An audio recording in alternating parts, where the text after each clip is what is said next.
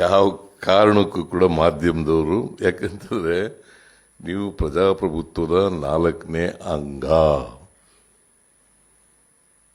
ಪ್ರಜಾಪ್ರಭುತ್ವ ಉಳಿಬೇಕಲ್ಲ, ಸಮಾಜ ಉಳಿಬೇಕಲ್ಲ, ಜನರು ಉಳಿಬೇಕಲ್ಲ. ತರೀಕೆರೆಯವರು ಹೇಳಿದರು, ಈಗ ನಮ್ಮ ಮುಂದಿನ ಚುನಾವಣೆಗೆ ಯೋಚನೆ ಮಾಡೋರು ರಾಜಕಾರಣಿ, 10 ವರ್ಷ, ಇನ್ನೊಂದು ವರ್ಷ, 100 ವರ್ಷ, 1,000 ವರ್ಷಕ್ಕೆ ಯೋಚನೆ ಮಾಡೋರು ಈ ಸಮಾಜ ಹೆಂಗೆ ಇರಬೇಕು ಅಂತ ಮುತ್ಸದ್ದಿ ಅಂತ ಅಲ್ವಾ. ನೀವು ಯಾವ ಪಕ್ಷಗಳು ಏನು ಮಾಡ್ತವೆ ಅಂತಕ್ಕಂಥದ್ದನ್ನು ಮಾಡಬಾರ್ದು. ಮತ್ತೆ ಇವರು ಸಾಯಿನಾಥ್ ಅವರು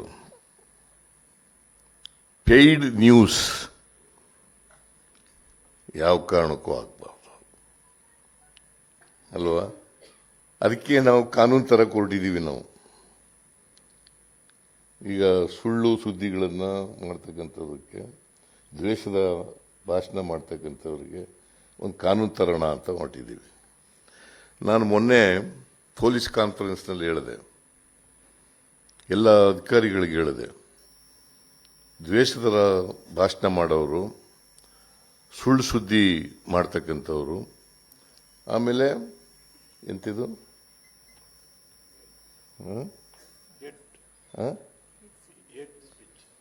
ಹೇಟ್ ಸ್ಪೀಚ್, ಅದು ದ್ವೇಷದ ಭಾಷಣ ಅಂತಲೇ ಕನ್ನಡದಲ್ಲಿ. ಅದಕ್ಕೆ